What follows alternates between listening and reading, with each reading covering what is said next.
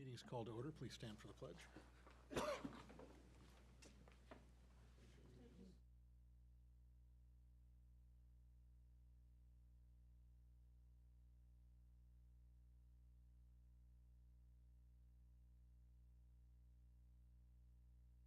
Welcome everyone to the regular June meeting for the Community High School District 94 Board of Education. Mission statement, please. Community High School will ignite a passion for learning, foster leadership and responsibility, and empower all learners. Thank you. Rich, board agreements, please. Board member expectations. Board members will assume positive intent. Board members will treat each other with respect and be open and honest with each other and with the superintendent. Board members will speak professionally and keep discussions at board meetings relevant and focused. Thank you, Lynn. Roll call, please. Mr. Brown? Here. Ms. Casey Mayer? Here. Mr. Nagel? Present. Mr. Ramus? Present. Ms. Munoz? Here. Ms. Chavez? Here. Ms. Murphy? Present. All right, that brings us to public participation. This is the portion of our meeting where any member of the public may address the Board of Education on any topic. We welcome your comments and will carefully listen to your concerns. We will not be able to engage in a dialogue during public participation, but when appropriate, we will direct the administration to follow up. Presentations are limited to no more than 5 minutes per person, with a total time limit of 30 minutes for public participation. If you wish to make personal charges or complaints against individual employees, volunteers, or students of the district, we request that you send the board your concerns in writing rather than stating those concerns during public comment. If anyone currently present wishes to make public comment and has not already done so, please fill out one of the comment forms in the back of the room and hand it to someone seated at the table. At this point, we've received no comment forms and no electronic comments, so we move on to reports and information, district recognition, and ROE presentation.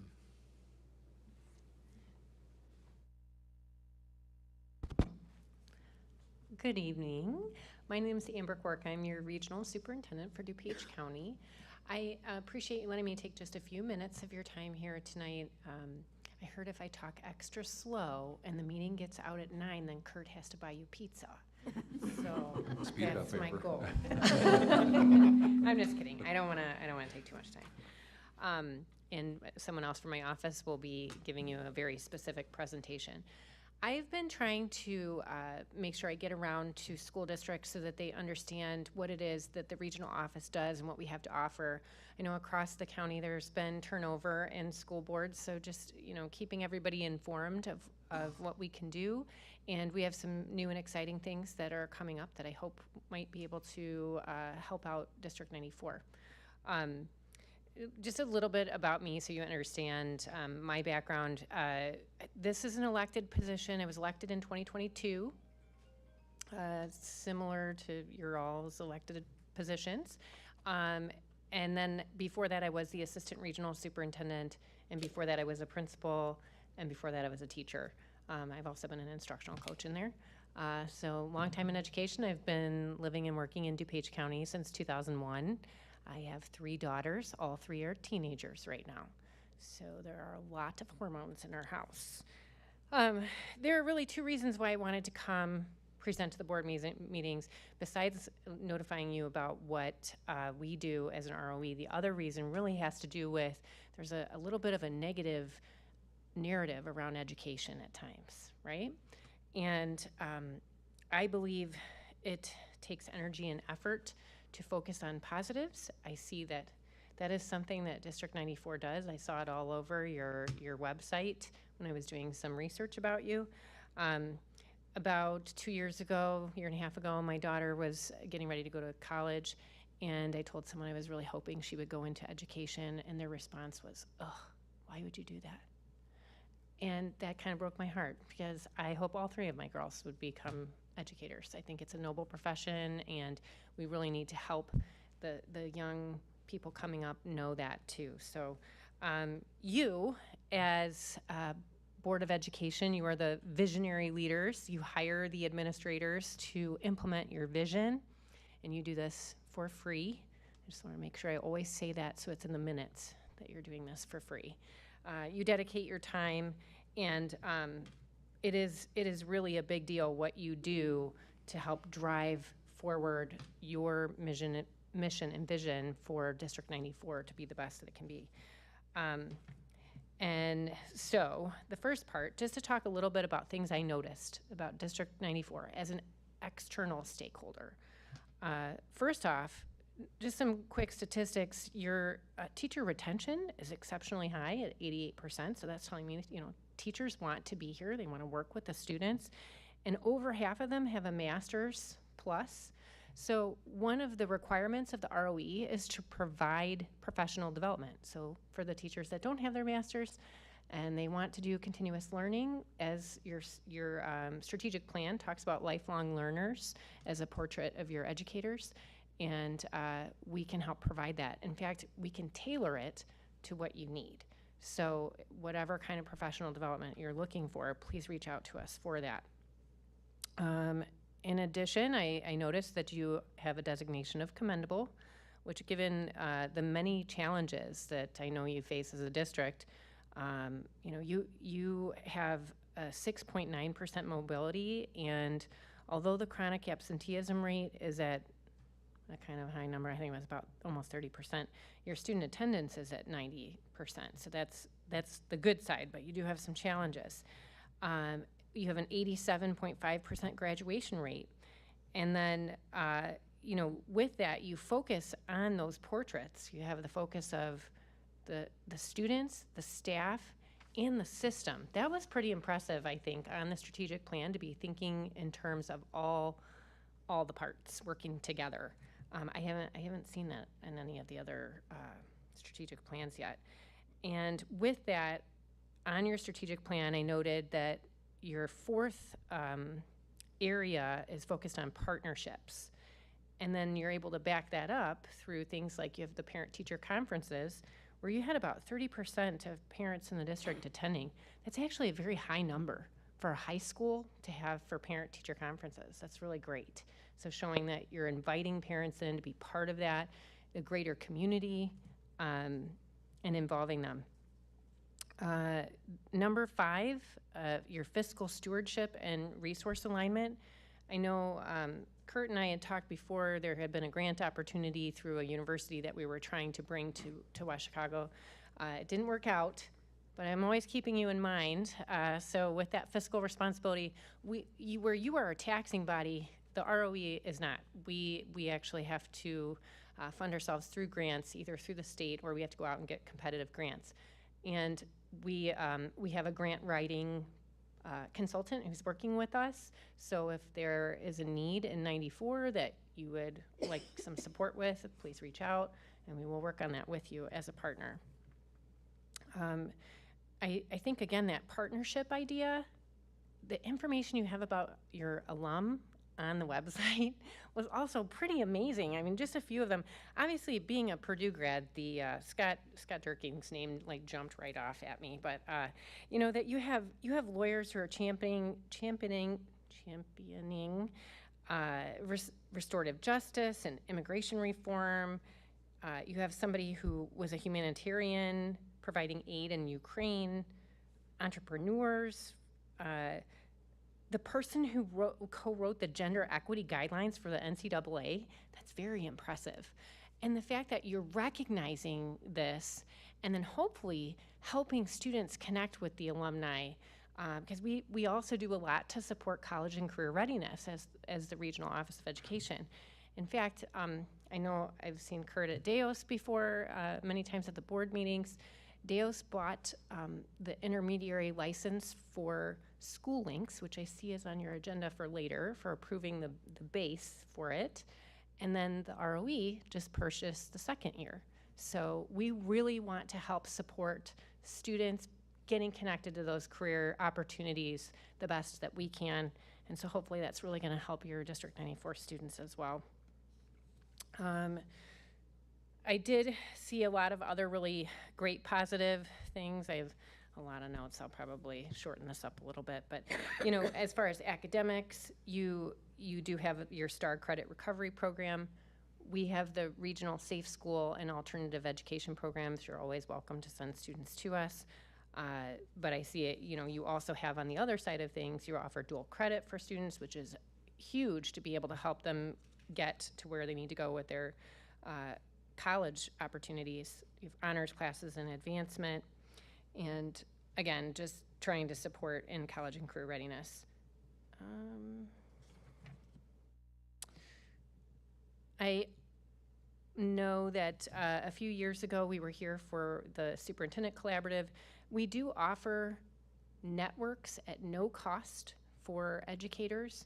So when you have curriculum directors, we have one called DCCD. We have one for people who specialize with EL services. So those personnel can come and attend the networks just to be able to brainstorm with people from other high schools, other schools from across the county. And that way you can share ideas and what your challenges are and, hey, how do you guys do this and how do you make it better? And it doesn't have to just be administrators. We have those for social workers, counselors, school nurses.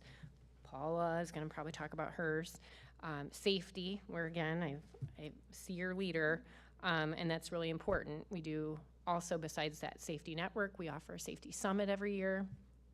And again, professional development related to safety if you need it, pretty much anything that you would want. And Thursday, we have an AI tech conference. Hopefully you have some people who are coming to that. So that's just a little bit, to give you a little bit about what we do. And I will send an updated brief for you so you can see what we're required to do and then the things that we want to do to hopefully make it a value-added service for you as a school district. Because if we can lift the burden for you, that just in turn helps the people in your community, right? Does anybody have any questions?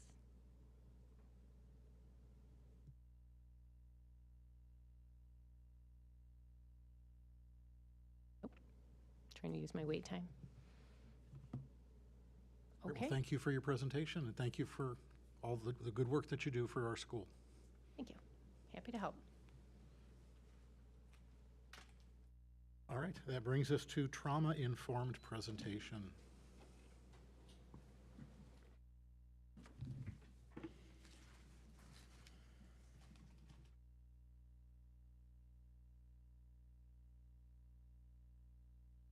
So, do I do something on this? No, it's got to warm up. It's got to turn on. Okay.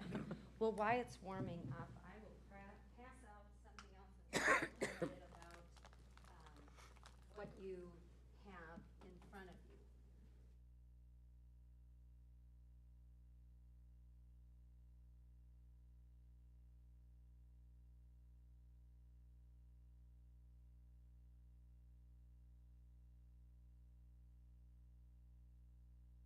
These, Thank you.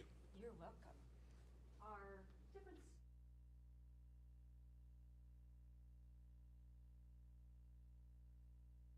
Fun, calm, focus, whatever you like or what you need to give to somebody that you love. And you also have, because I really do appreciate your work.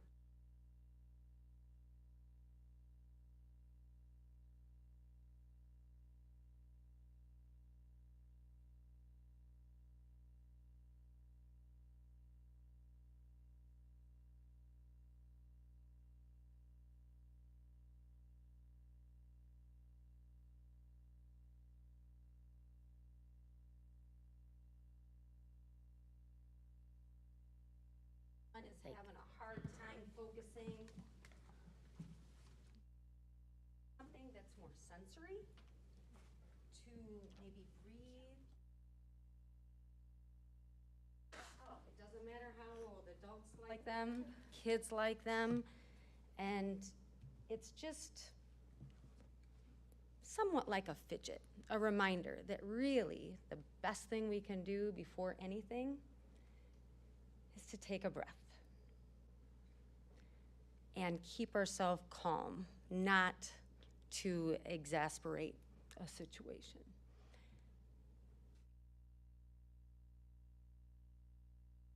And this is me.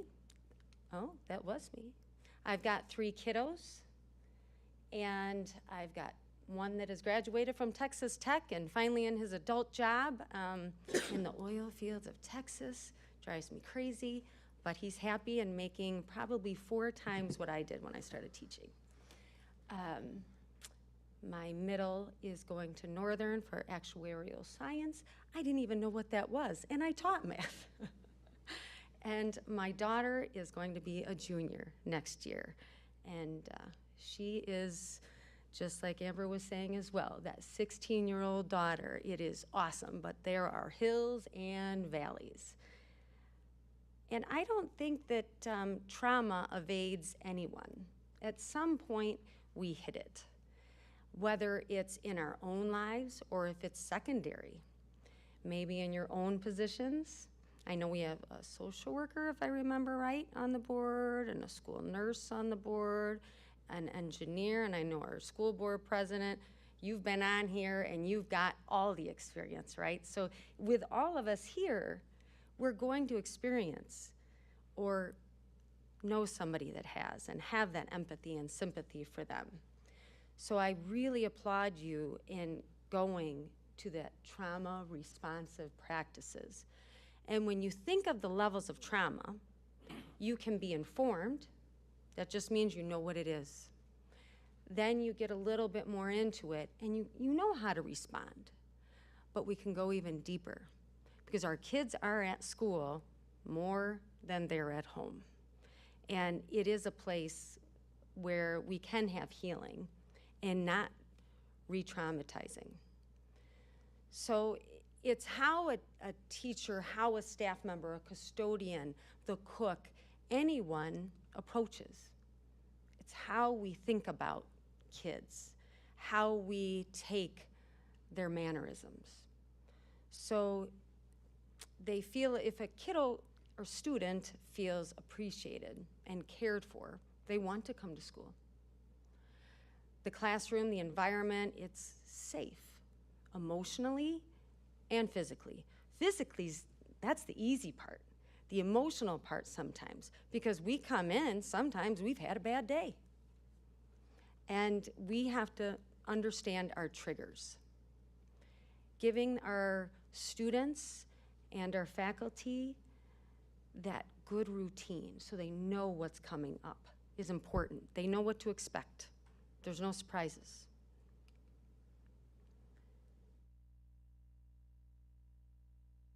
So when we think of trauma, there are three pieces, the three E's: an event, an experience, and effects.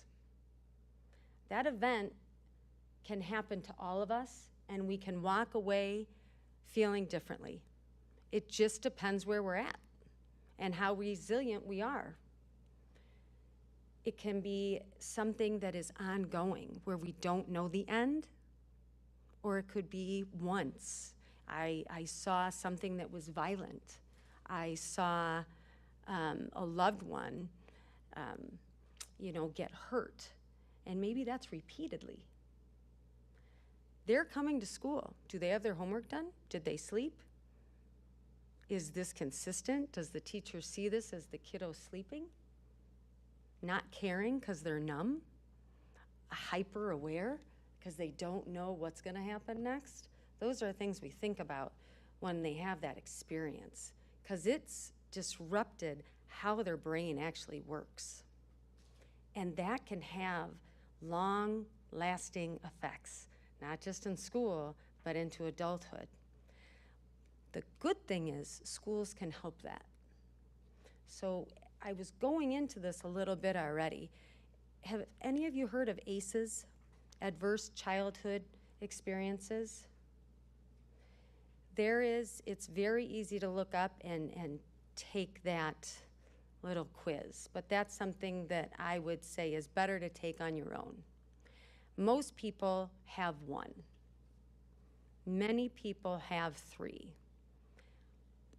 1 in 3 of our kids have severe trauma, and you're going to see some type of maladaptive behaviors come out in school. It can be abuse, neglect, and it can be ongoing, like we talked about, in the house. So when we think about that, on the top, we have the tree that, those are individual pieces.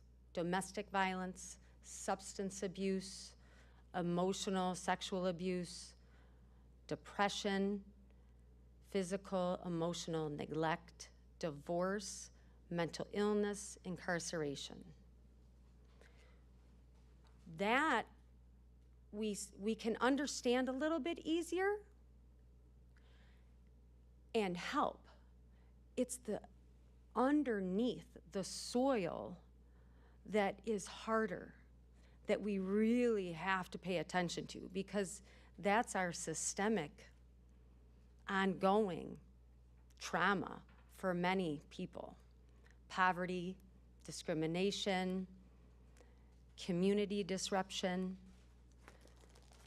COVID is a perfect example of how we put a big divide, and that is still there. We are going to feel that for a long time. I remember thinking, oh my gosh, when are we going to stop talking about COVID? When we came back to school, I'm like, well, maybe not in my lifetime, because it made that soil a little bit deeper. That lack of opportunity, the economic mobility, poor housing, food, violence, homelessness. So we really do have to think about those things, the soil, because if we don't have healthy soil, the tree is not going to grow very well. We're just going to keep fighting it. So trauma on learning and behavior. I think to understand that, you need to understand how the brain is working. The brain likes repetition, and we learn with repetition. We like it. We get up, and we usually do the same thing every morning to get ready. Brush our teeth, take a shower, brush our hair, get dressed, put our shoes on. Same routine. The same is true for trauma. If a student is undergoing some type of trauma at home, that's repeated. They're always in fight, flight, freeze, flop, fawn. Every time I research, there's another F word to go along with how we're responding to that.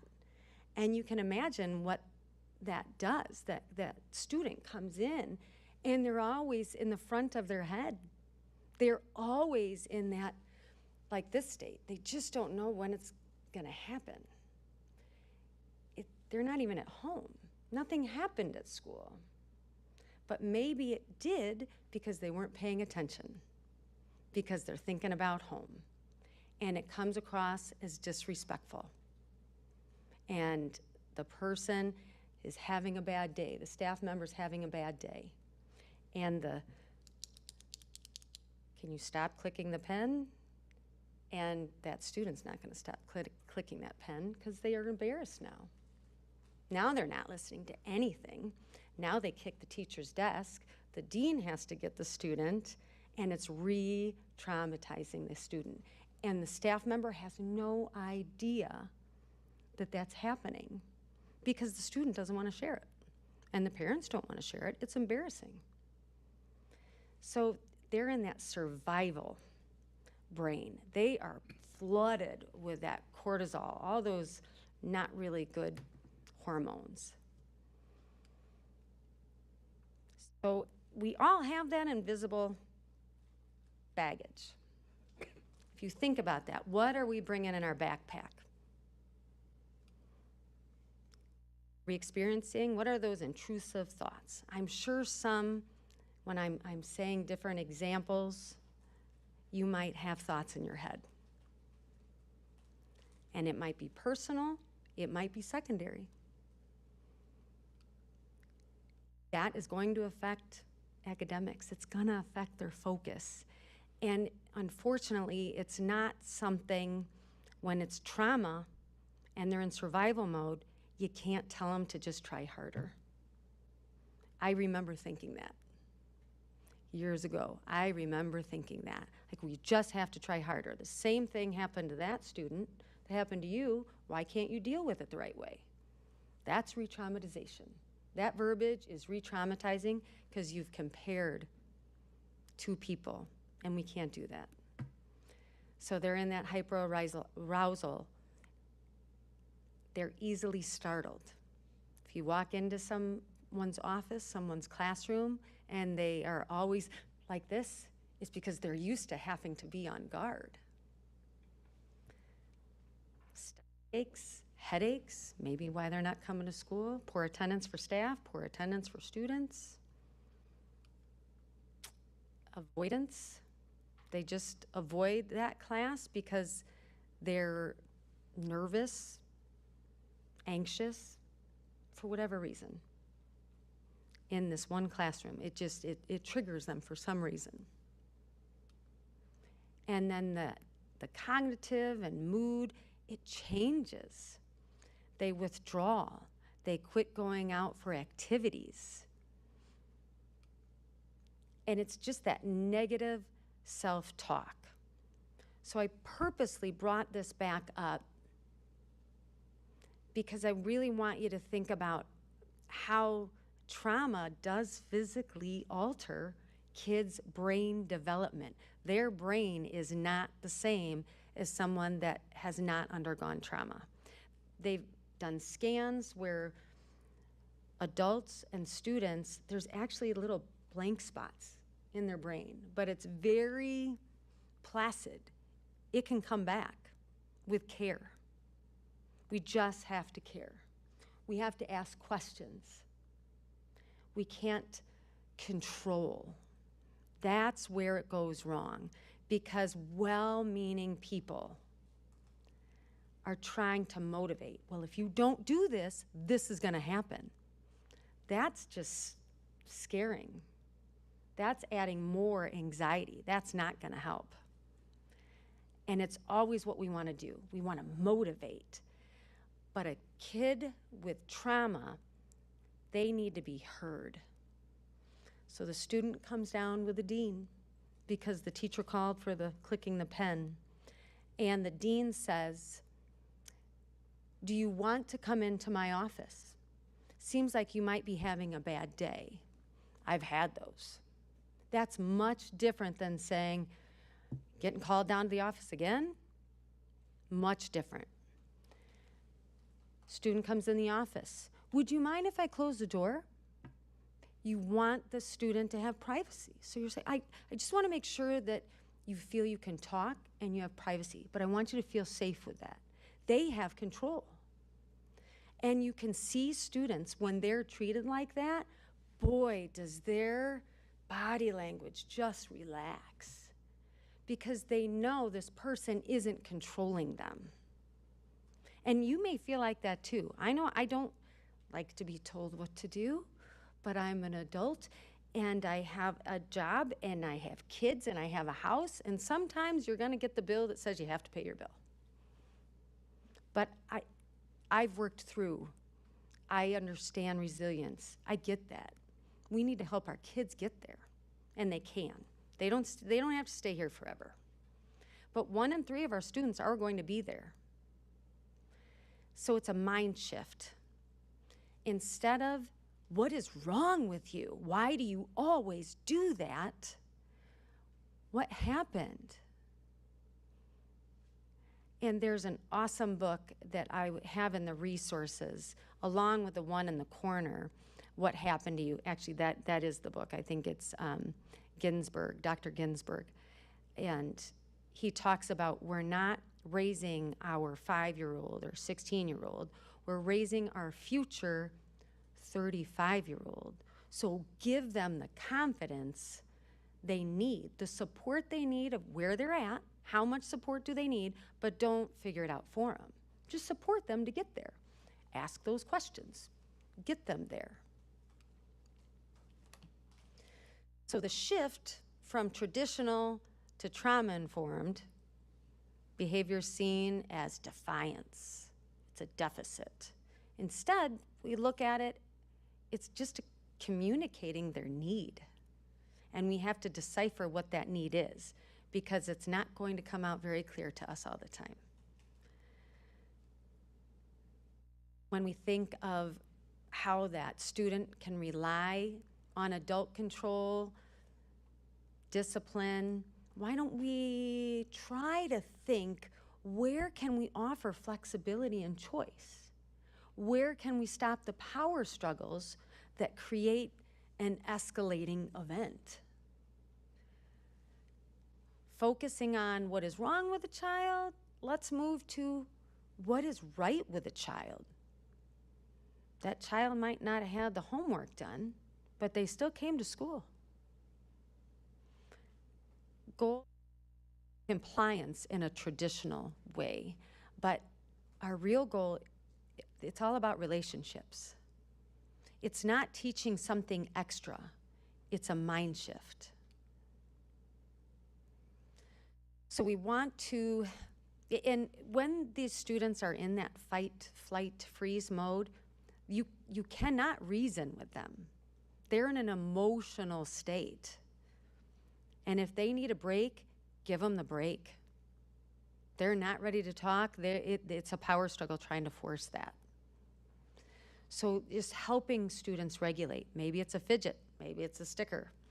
If you have a sticker that says 1, 2, 3, 4, 5, the easiest thing you can do for somebody, an adult, when they're very anxious, what's one thing you can see, 2 things you can hear, 3 things, it's all the senses. Tell somebody to wiggle your toes. So right now, just like humor me and wiggle your toes. I don't know if you're doing it or not, but I'm trusting that you will at some point. Or somebody's sad, tell them to smile, just a fake smile. You can't help it. You end up smiling. And it gives you just a second because you have to interrupt that fight and flight. That's how we start to change the brain into a healthier brain. So, we provide these calm, predictable, safe environments. There's routines, and that helps the kiddos, students, regulate. We recognize what's going on. We help the students be aware. What are you feeling right now? Name it. Name the feeling you have. I'm anxious. I'm worried. I'm scared. That's first.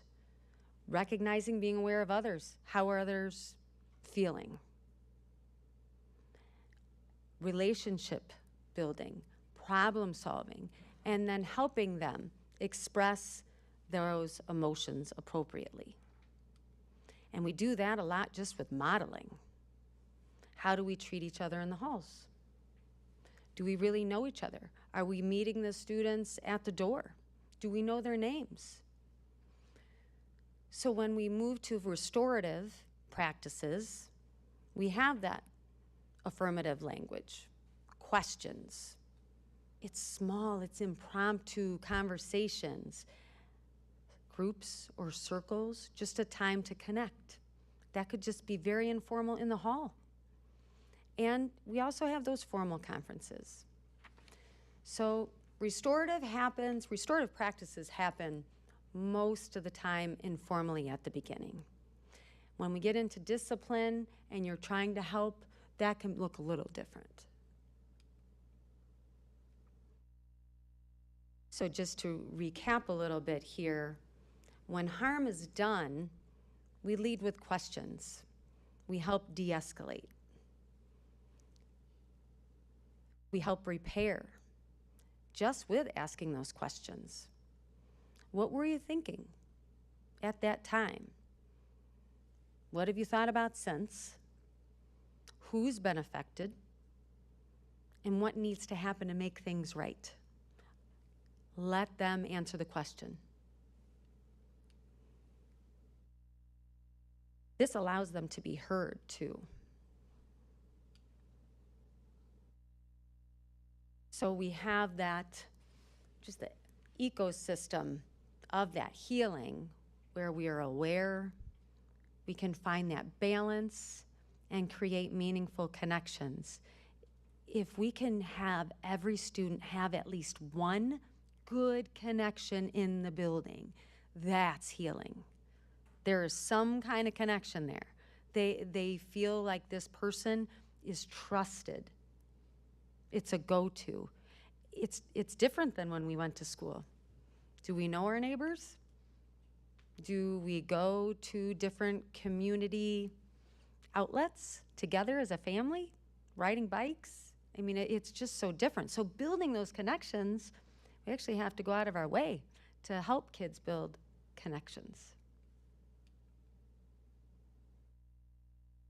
And these are the resources that I had referenced before, just in case you were interested in digging in a little deeper. But it is Bruce Perry is the author of What Happened to You.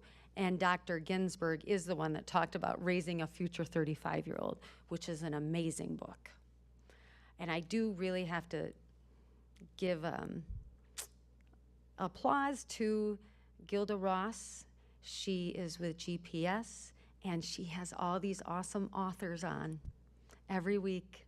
It's amazing. And the authors are right there. You can ask them questions. So I really learned a lot through GPS. What questions do you have for me? What is GPS? Lembard Parent Series. And although it says Parent Series, should I not walk away from the mic? Whatever you're comfortable Okay. doing is fine. Although it says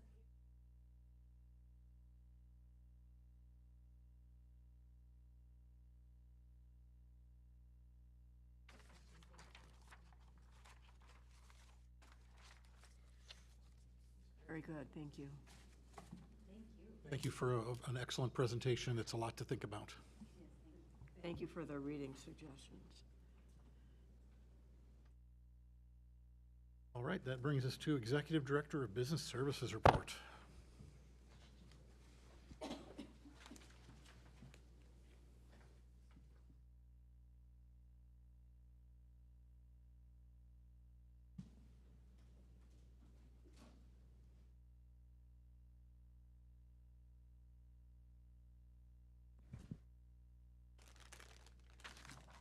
I don't know if I need glasses or not. It's in the middle. All right, so we did start our summer meals program last week on June 1st. As a reminder, we serve meals here at the school for the community and for our summer school students. We also serve right outside of Reed Kepler at the Turtle Splash, and we also serve at Timberlake Apartments. This last Friday was the first Friday that we we're trying to do some fun activities on Fridays, and this last Friday was the first time that we had first student came out with the bus, kind of a touch a truck kind of an event to try to get more families and students out to have the free meals along with the event of the school bus being there. I know Roy and the family liaison was also out there walking around, handing out some free stuff to some families. And I know the participation was increased a little bit. I think normally, again, we don't serve a whole lot of meals. We usually serve around 10 or so a day. On that Friday, we served 20. So I think anything that we can do to help is a good thing. So we'll continue to do those things throughout the summer. We're trying to come up with some mini camps for sports and things like that. We're still coming up with other ideas. So we'll keep the board informed of some of those other things that we come up with throughout the summer. Secondly, construction update. Olson Roofing is last week and this week kind of working around the rain. But they still, last I saw, they're still planning on being done at the end of this week. They might go into early next week though, but they're moving along and almost complete. The auditorium is also moving along. It's been completely emptied. They are painting the ceiling at this point. They've got some of the sidewalls ready to go to be plastered and painted. So it's really exciting to see the transformation of that space to get a kind of new facelift. With that said, we have the seating that we have ordered, and the majority of the seating, well, all the seating is going to be here August 4th and ready to be installed by August 8th. Unfortunately, there's a side panel that is to come along with that, and that's coming from China, and they do not expect that to be on time. And so they will install 80% of the seats, and there'll be 80 seats not installed by August 8th. And that's just the end panels. And so when the end panels do come in, hopefully early September, that they'll come back and install those and finish everything up. But again, so it's unfortunate that won't be ready, but it's still going to look good. So that concludes my report. Any questions? There probably won't be any events before that, right, where we need the auditorium? The first, we usually do a lot of events that first week of Teacher Institute and as they come back, which is probably fine. There's still enough seats in there and it's still gonna be a finished product.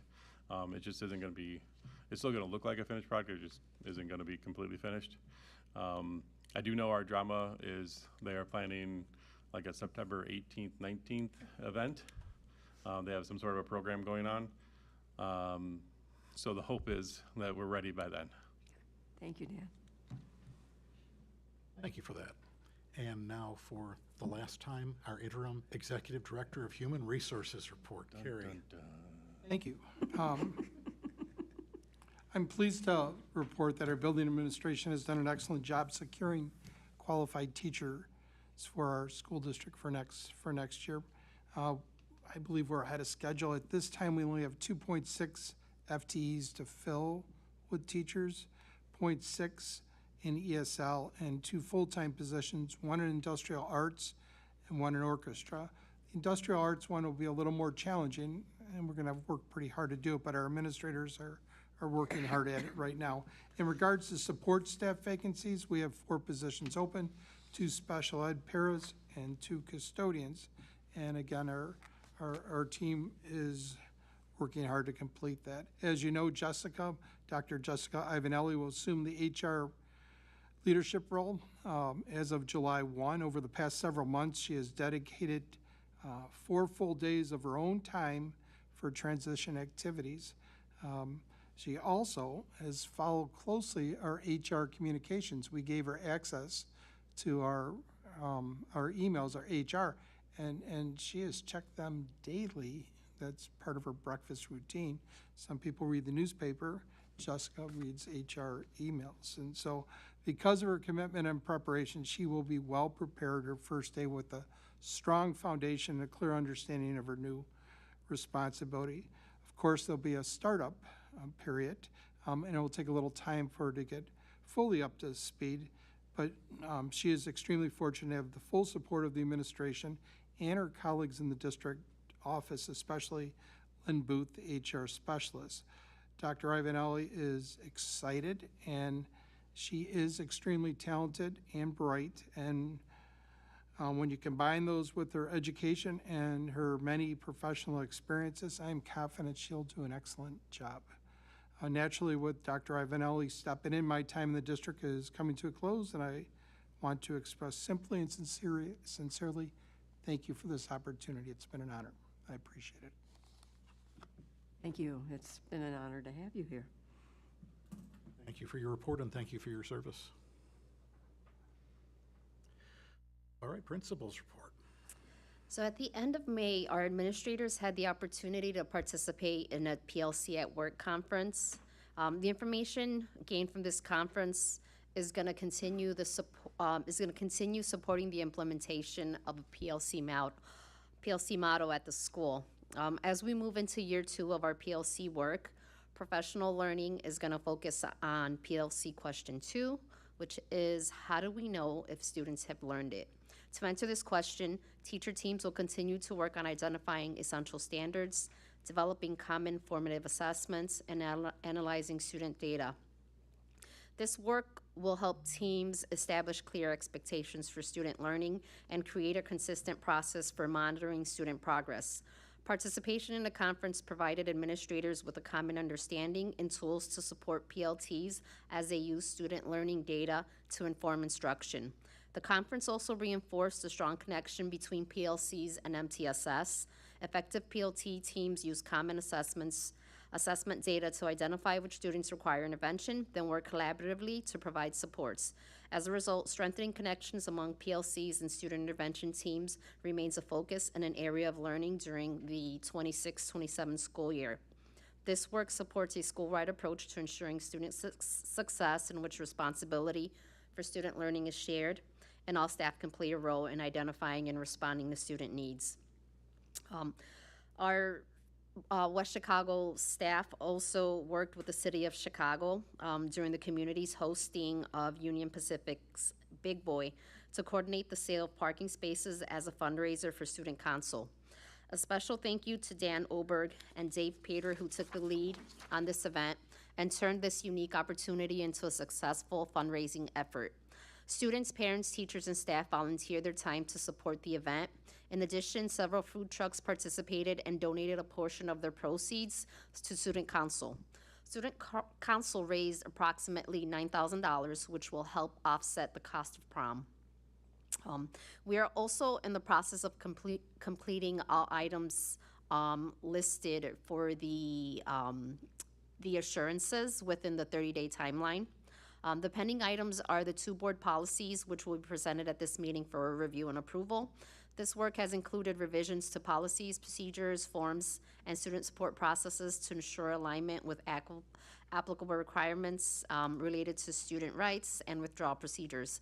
Some of the items are already in place or had previously been revised and were reviewed to ensure they continue to meet compliance requirements.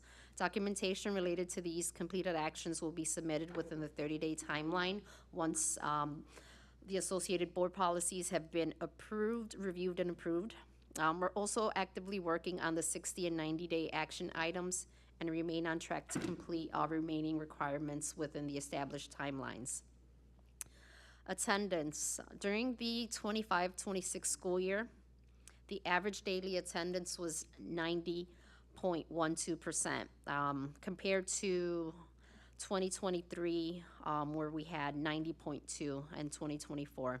So ADA did remain pretty consistent, but unfortunately, chronic absenteeism and chronic truancy increased. That rate rose from 32.1, up from last year that was almost at 30%. So similarly, chronic truancy increased from 26%, increased to 26% from 24% the previous school year.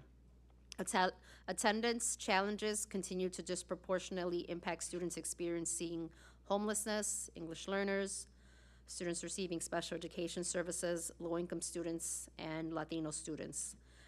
So these students did experience higher rates of chronic absenteeism and truancy above the district average. And we are going to continue to prioritize attendance and interventions in the 26-27 school year and coordinate our efforts to support these student subgroups. That is the end of my report. Can I ask a quick question? Yes. Did you find that students in that subgroup, the number of students increased, and therefore that was probably why the chronic truancy increased as well? Does that make sense, what I asked? Yeah, if any of our subgroups experienced large increase, aside from homelessness, I believe all of our other subgroups have been pretty stable. Do you think that the instability or insecurity in the community based on immigration might have impacted some of that in the last year? Yeah, I definitely think that some of that had an impact, and I think it just speaks to the presentation that we just heard in terms of, we do have families that are experiencing, a lot of different needs and some trauma that we have to be able to respond to, because we do sometimes see that through disengagement and not being present in school. Any other questions? I just want to reiterate and thank her and the team for bringing in the presenter today. Because of what Dr. Puyo just obviously reported on, I think this presentation is very relevant and pertinent to what we're really trying to do, and I really hope to collaborate with the PTAC committee and to continue to explore new ways that we can create that sense of belonging and welcoming for our students, to re-engage them and to find ways to see how we respond to the trauma and to all of these other stressors that they experience within the community and the different challenges that we face. Thank you. Yeah, I mean, economic instability is a huge factor in disruptions, increased arguing, domestic violence in the home, and I'm sure that's reflected in what's going on with the students. All right, thank you for your report. Superintendent's report. For the past 3 years, our administration has been refining our leadership by reading and engaging with leadership books throughout the summer months. We started our journey by reading The 5 Dysfunctions of a Team, and last year we read Leadership on the Line. This year, our team will be reading A Sense of Urgency by John Cotter. This is a book focused on key strategies to root out complacency and create a true sense of urgency around high-impact areas that are aligned to our strategic plan. All board members have been provided with a copy of this book, so you can become familiar with our future leadership discussions. Joint Annual Conference, happy to report that everyone has been registered for the Joint Annual Conference next fall. Special thank you to Ms. Sherman for securing their registration and hotel accommodations for this important professional learning opportunity. Another reminder here that our annual board governance retreat is scheduled for Tuesday, July 14th at 6 p.m. with Erlana Bedard from IASB. We will be meeting in the community room for this important retreat. As Dr. Pollo pointed out, through the assurance of voluntary compliance, the Attorney General has requested language changes to Policy 2260 and Policy 7210. Policy 2260 was included in the Press Plus Issue 121 and is scheduled to be approved by the Board of Education later this evening, and Policy 7210 is scheduled for a first reading later this evening. And finally, we've received 4 FOIA requests since the last regular Board of Education meeting and have responded within the required time frame. All requests have been included in your packet. And lastly, I'd just like to take a moment to thank 2 members seated at the table this evening, Evie and Carrie, for their hard work and dedication to District 94, to the board, to the community. This will be their last meeting with us this evening. And with that, I would also like to welcome in the back my new executive assistant, Michelle Solozzi, as she takes over July 1st. That concludes my report. Thank you for your... Thank you, Evie and Terry. You will both be missed very much. All right, committee and representative reports. So we'll start with Lend. There's a lot of activity down in Springfield this past month. All of you should have received updates via email from Lend. However, there are a few important items to note this evening. The first one is the world language requirement. That's Senate Bill 3070. This bill was amended with language from the Technology and Manufacturing Association and provides an exemption from the language requirement for coursework in CTE. This provides much needed flexibility for our students. So essentially what that is saying is that students who engage in CTE courses would meet that requirement, that previous world language requirement that we're pushing down previously. They were recommending a 2-year world language requirement for graduation, and there's a lot of pushback from nearly every district in the state, just because it would cost us. We'd have to add an additional 5 to 6 world language teachers, and the problem with that is not only the cost, but they're just not out there. They're not there. So we're happy to see that the language got adjusted, and we have a little bit more flexibility with that. The second one of note is a cell phone ban. That's Senate Bill 2427, bans cell phone usage during instructional time. Passing periods and lunch are excluded for high school students, and exceptions are in place for accommodations and if the student is a primary caregiver. This is not going to impact us a whole lot because we initiated this policy this time last year. So we've gone through this already. As with anything new, it's just the consistency that we've got to make sure that we have throughout the building. So this will not be a huge impact on us. For some other districts and other schools who have waited for this law to pass through, it's going to be much more of an impact for them. SACID, there's been a lot going on in the last month with SACID. So the SACID Finance Committee meeting was held on June 3rd. We received a presentation from PTMA and had a chance to ask the SACID attorney questions regarding the potential purchase of a new building for SACID. After leaving this meeting, I felt much more comfortable with the proposal, where SACID will be issuing debt certificates and the cost for District 94 will be based on enrollment each year. Ultimately, the SACID governing board will need to vote on this, but we will be asked to sign an allocation certificate noting our share of the debt. In addition, the Board of Directors meeting was held on June 10th. We were asked to approve changes to the Articles of Joint Agreement. Later this evening, I'll be asking the board to approve a resolution ratifying the proposed amendments to said joint agreement. So kind of the Cliff Notes version of the proposed property purchase. My initial concern, there's communication back and forth.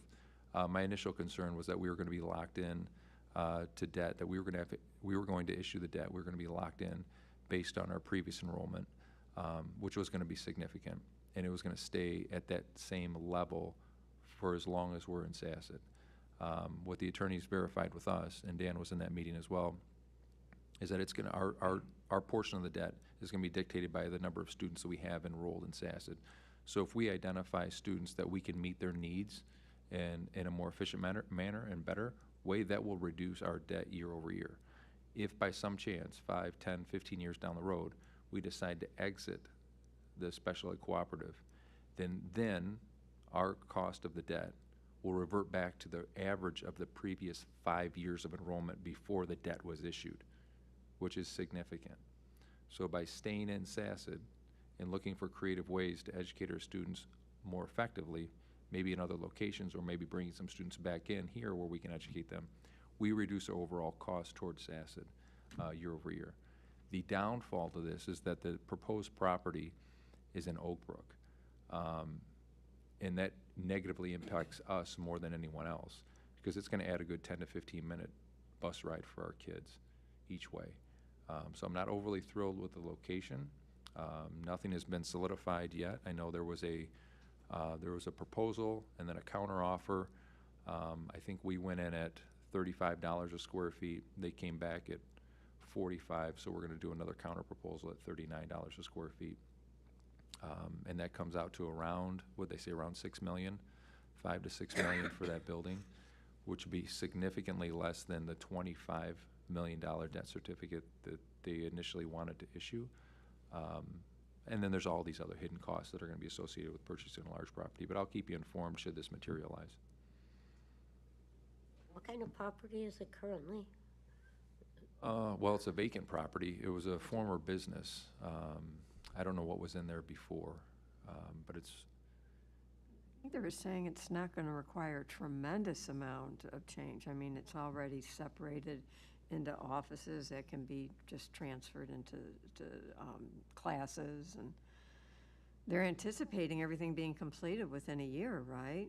they said. Yeah. Yeah. I mean, the bones of the building, it's in good shape. Well, that would be the big one. Yeah. That would be the big one. In Oak Brook. And that's the east side of DuPage. I mean, it's It is. not very central. No. No. A lot of vacant commercial properties in Oak Brook and throughout that whole area right now. Well, they had looked at one in Warrenville too, I think. Warrenville and in Lyle as well. Mhm. And that Lyle can- would be more central. Yeah, Lyle. More to come. Hopefully, if this does come to fruition, we'll hear more on the possible impact to our students if they have an extra 10 or 15 minutes on the bus. I would think some students that could be a significant issue. But with the debt certificates, I'm not really sure how those work, but if we are paying for enrollment and our enrollment goes down, so we're paying less, how do they pay for everything? Because what if other schools do the same? How does repayment work, or is it just, it's up to them? That's a great question. Dan, do you have any idea? I mean, do I'm we gonna look just to my kind of like finance leave guy them over here. hanging? Well, they're gonna, like Kurt said, they're gonna reevaluate every single year and put together a new allocation based off. So they're gonna have every year, they have, I'm making up a number of $800,000 of a debt certificate that they have to pay every single year. And so they're gonna look at everybody's enrollment and recreate that and recalculate out that percentage for each one of the schools. And so if ours goes down, somebody else is going up. And so that's how they're gonna pay that $800,000 every single year. So theoretically, if multiple schools went down, you could end up paying more even though you're down because other schools also went down. Because they'll reallocate everything? Mhm. All right, Could get interesting. sounds messy. And lastly, there were no updates to report from the DuPage IES. Our next meeting is tentatively scheduled for early August. So this concludes my report. That brings us to policy 7:210, expulsion procedures, first reading. Through the assurance of voluntary compliance, the Attorney General has requested language changes to policy 2260 and 7210. As I stated earlier, 2260 is included in Press Plus issue 121, scheduled to be approved later this evening. However, 7210 is not included in the most recent updates through Press Plus, and will need to go through the proper steps prior to adoption. So 7210 addresses expulsion procedures, and the following language was added to the policy, where it states any written or oral communication with students and their parents or guardians regarding an expulsion shall be made in both English and the student's home language if needed. That's the only adjustment made to that policy. As Dr. Poyo did state, we are on a 30-day, we have a 30, 60, and 90-day timeline to meet with the Office of the Attorney General. We've already sent this over. They're aware that it takes 2 readings to approve a policy, but knowing that that we're in the process of this one in itself, will meet that requirement. So I'm looking for feedback from the board. I'll put this on the agenda for the July 21st for second reading and approval. Questions or comments on that policy? How, it's probably a very minute risk, but how, seeing the number of languages that we have, how are we going to accommodate if it is one? There's not somebody available on staff who speaks it? Is there a service that we can utilize, or? Well, there actually is. We're going to pilot that service here coming July in the board meeting. So there's a couple different ways we can do this. One, Google's our best friend. And now I know it's not 100% accurate, but that can help us translate some of those language you're referring to. The other one is a piece of technology that we just purchased, relatively cheap, that will translate into, Dan, over 100 different languages live. I think I had 92 in my head, but you're close. Yeah, okay, give or take. Either way, it's significant. And what we're going to do is we're going to kind of refigure our boardroom so you guys get a chance to see this in action. We're going to have the 2 projectors on that wall, and we'll have a different screen here. And then while people are speaking at the podium or as we're talking, we'll be able to click on a language that we want to translate it to, and it'll be a side-by-side screen, and it'll catch it in real time. So whoever's here can read it in English, Spanish, Polish, German, whatever it is, whatever language we set it to. And we have a site license where we can use that in different presentations. So we're trying to leverage technology the best we can to meet the needs of our students and our community. We're depending on the translation to be accurate, and we really have no way of checking that. If that's done with AI, then, I'd say you've got a 50-50 chance of conveying important information to a parent in what we assume is the proper language and having it not be accurate. We're pretty confident in the technology that we're going to show you, because they have handheld devices as well. And it's a reliable service, and while nothing's 100%, it's better than just plugging it into Google or AI. We use language lines at work all the time with patients, and that's very technical information, and we've never had a problem with that. So I assume this is on a similar vein. Anything else? All right, that takes care of our first reading on policy 7:210. Future dates: July 14th is Board Governance Retreat, July 21st, regular Board of Education meeting, and August 4th, Committee of the Whole meeting. Any board members' open comments? I have a brief comment. I was thinking about all of the reports that we've heard over the past year, and they have been very encouraging. All of these reports are connected to our strategic plan and our goals, and includes things about, strategic plan action teams, and it involves our certified staff, support staff, administrators, and family engagement. And I just want to acknowledge the planning and coordination behind the work. I really appreciate the effort that has gone into developing these initiatives and bringing this information to the board. As a newer board member, it's a lot to kind of take in and understand, but I do recognize that. So just wanted to put that out there. I'm looking forward to following this work over time and better understanding how it's contributing to improved student outcomes. So things like the trauma-informed practices, it's just a pretty eye-opening. So that's just all really, really good stuff. I was also recently listening to an ISB podcast, and the topic was how and why the board monitors district performance.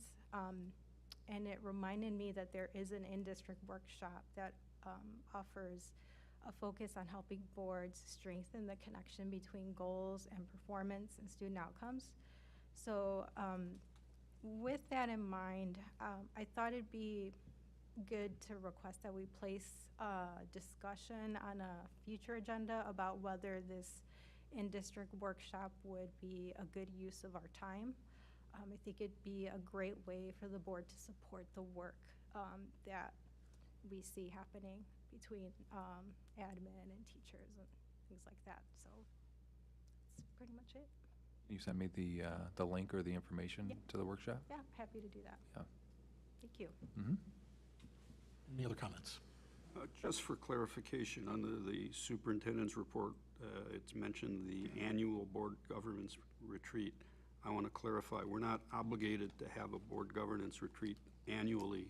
If we have it every year, just because that's lined up. But I don't want this to go into the record that next year somebody's saying, when is our board retreat? We're supposed to have one every year. We don't have to do that. There's certain requirements if you call it a board retreat, but it isn't an annual, so I don't want that to be considered an obligation. Did we come up with a relevant topic to discuss, or? We have some topics. We have some topics. And one of the things we will be talking about is what our board's feeling is on, do we want to do this on an annual basis or not? So that is one of the things we'll talk about. What are the other things we're going to talk about? Well, one of the things we're going to be talking about is looking at our board agreements and the board agreements of other districts around us to see how they compare, and do we want to make any changes to our board agreements? That's one of the other topics. We're open for other topics. We just met with Erlana Bedard the other day virtually to try to get a framework in place. So if you have other suggestions, please let me know. We can weave them in. Mm-hmm. I think Say board governance and what the meaning of governance is. That's a Bodine version. Any other open comments? We had talked in the past about when board members ask questions directly to the superintendent. It's sort of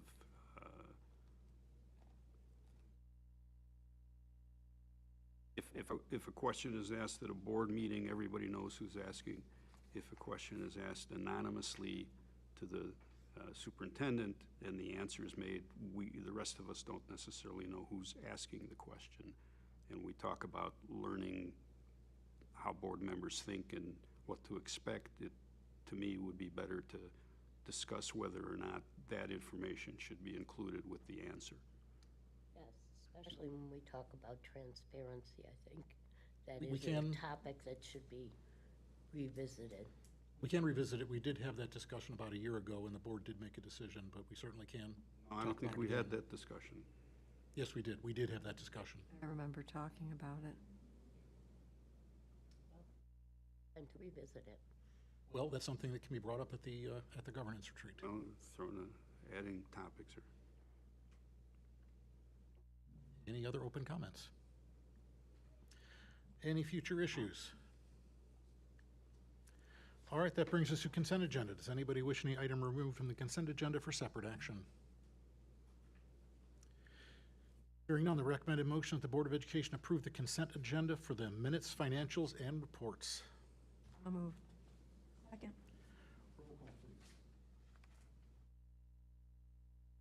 Ms. Casey Mayer, Aye. Mr. Nagel, Aye. Mr. Ramus, Aye. Ms. Munoz, Aye. Ms. Chavez, Aye. Ms. Murphy, Aye. Mr. Brown. Aye. Motion carries. There being no old business, we move to new business. Edgenuity Contract Credit Recovery Program. The recommended motion that the Board of Education approve the contract with Edgenuity as presented. So moved. Second. Any discussion? Roll call, please. Mr. Nagel? Aye. Mr. Remus? Aye. Ms. Munoz? Ms. Chavez? Aye. Ms. Murphy? Aye. Mr. Brown? Aye. Ms. Casey Mayer? Aye. Motion carries. German Exchange Summer 2027. The recommended motion that the Board of Education approve the German exchange trip for the summer of 2027 as presented. So moved. Second. Discussion. Roll call, please. Mr. Remus? Aye. Ms. Munoz? Aye. Ms. Chavez? Aye. Ms. Murphy? Aye. Mr. Brown? Aye. Ms. Casey Mayer? Aye. Mr. Nagel? Aye. Motion carries. Software renewals. The recommended motion that the Board of Education approve the renewal of the contracts for 2026 to 2027 as presented for ClearGov, Skyward, Gale/Cengage, and SchoolLinks. So moved. Second. Any discussion?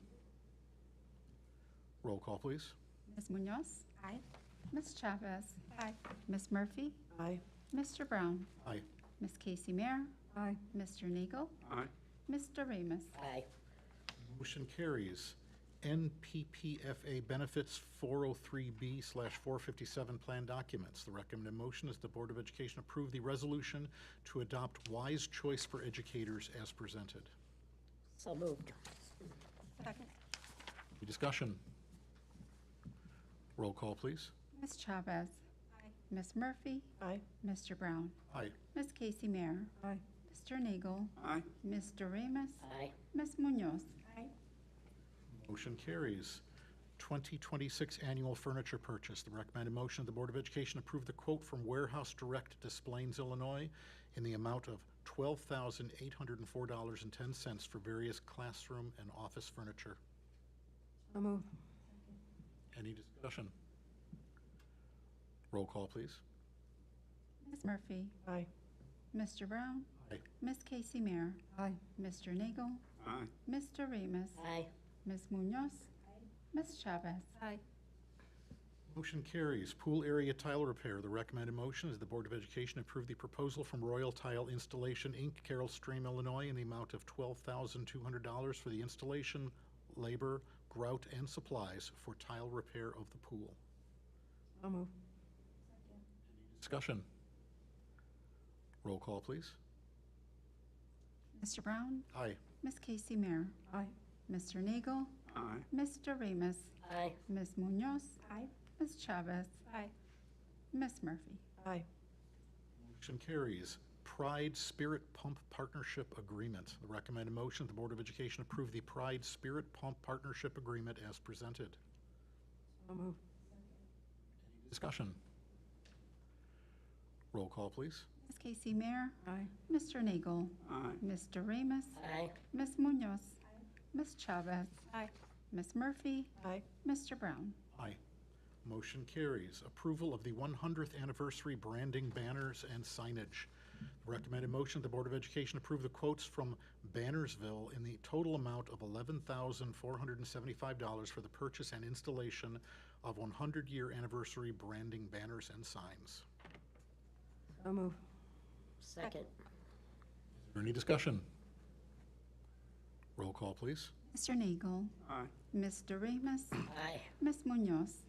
Ms. Chavez? Aye. Ms. Murphy? Aye. Mr. Brown? Aye. Ms. Casey Mayer? Aye. Motion carries. Digital displays for school and community room. The recommended motion that the Board of Education approve the quotes from CDWG Chicago, Illinois, in the amount of $19,113 for the purchase of Rise Vision digital display monitors. So moved. Discussion. I'm sorry, second? Thank you. 94-inch Yeah, I can't monitor wait. for, We don't, is we that gonna won't, we go on won't have that to use, wall? we won't Did have to use the anybody wall. actually lay that out? That's gonna be pretty big. Believe it or not, it's I'm not, not worried about it fitting, I'm worried about, people sitting this close to be able to take the whole thing in. it's actually not as big as you think. The screen that we have up there with the projector, I think, was 86 inches. And so this one was 98, so it's actually It's only gonna be a little bit bigger than the projection that we have up there now, so. We double checked it, Rich. And we're going to reuse this projector over there. Any other discussion? Roll call, please. Mr. Ramos? Aye. Ms. Munoz? Ms. Chavez? Ms. Murphy? Mr. Brown? Aye. Ms. Casey Mayer? Aye. Mr. Nagel? Aye. Motion carries. SACID resolution to ratify the proposed amendments to the school special education. Recommended motion that the Board of Education ratify the proposed amendments to the SACID joint agreement / bylaws as presented. So moved. Second. Any discussion? Roll call, please. Ms. Munoz? Ms. Chavez? Ms. Murphy? Mr. Brown? Aye. Ms. Casey Mayer? Aye. Mr. Nagel? Aye. Mr. Ramos? Aye. Motion carries. Cancellation of July 7th, 2026 Committee of the Whole meeting. The recommended motion, the Board of Education cancel the July 7th, 2026 Committee of the Whole meeting. So moved. Second. Any discussion? Roll call, please. Ms. Chavez? Aye. Ms. Murphy? Mr. Brown? Aye. Ms. Casey Mayer? Aye. Mr. Nagel? Aye. Mr. Ramos? Aye. Ms. Munoz? Motion carries. Press Plus policies, second reading and approval. The recommended motion of the Board of Education approve Press Plus issue 121 policies as presented. So moved. Second. Any discussion? Roll call, please. Ms. Murphy? Aye. Mr. Brown? Aye. Ms. Casey Mayer?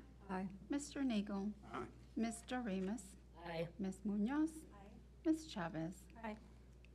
Motion carries.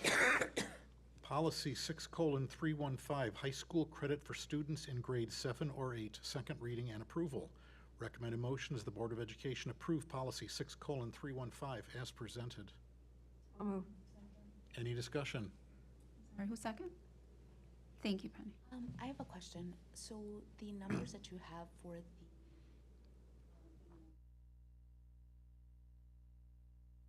this incoming school year? That was the current, the numbers that I shared last meeting? Oh, in the memo? Yeah, that was current. Current, so these are the students coming over this year, Those are the students that were currently freshmen this past year. that were currently freshmen, so they're Correct. gonna be sophomores next year. Correct, yes. Thank you. Any other discussion? Roll call, please. Mr. Brown? Aye. Ms. Casey Mayer? Aye. Mr. Nagel? Aye. Mr. Ramos? Aye. Ms. Munoz? Ms. Chavez? Ms. Murphy? Carries 2026 to 2027 miscellaneous wages recommendation. The recommendation is that the Board of Education approve the administration's miscellaneous wages recommendation for 2026/27 school year as presented. So moved. Second. Any discussion? Roll call, please. Ms. Casey Mayer? Aye. Mr. Nagel? Aye. Mr. Ramos? Aye. Ms. Munoz? Ms. Chavez? Ms. Murphy? Mr. Brown? Aye. Motion carries. 2026 to 2027 Appendix B recommendations. The recommended motion is the Board of Education approve the administration's Appendix B recommendations for 2026/27 school year as presented. So moved. Discussion. Do any modifications need to go into the contract to change some of these things? As far as, Or salaries, now we're paying half stipends on some of the new ones. I'm not sure that that's that should, accurately in the contract. It is in the that's contract. reflected. There's Isn't that language in part the of the contract. negotiations? Yeah, that was part of the negotiations, Rich. For all of them? Mhm. Okay. Just want to be clear. Any other discussion? Roll call, please. Mr. Nagel? Aye. Mr. Ramos? Aye. Ms. Munoz? Ms. Chavez? Ms. Murphy? Mr. Brown? Aye. Ms. Casey Mayer? Aye.